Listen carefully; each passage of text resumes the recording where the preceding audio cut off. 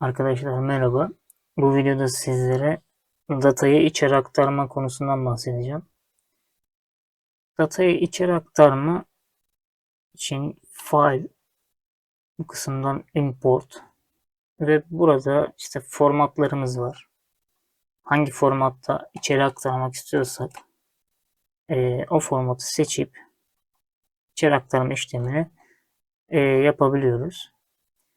NX'e özel Parasolid var arkadaşlar. Burada işte çizgileri, sheetleri, solidleri dahil et, assembly'yi dahil et tarzında farklı ayarlarımız var. Bunları hiç kurcalamıyoruz. Parasolid'in dosyasını seç diyor. İşte örneğin ben buradan seçmemeyi yapayım.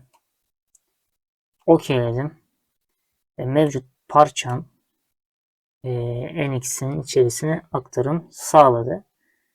Tekrardan göstereyim. File, import, Parasolid bu işlemin uzantısı. Şimdi şöyle bir şey yapalım. Biz zaten NX öğreniyorum adı altında.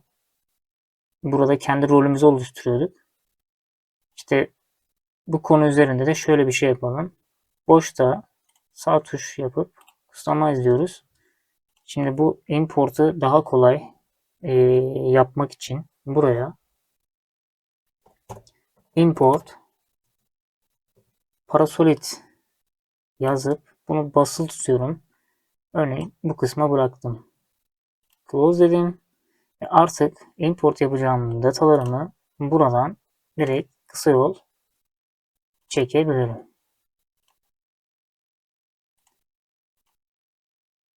Görmüş olduğunuz gibi diğer datam da burada.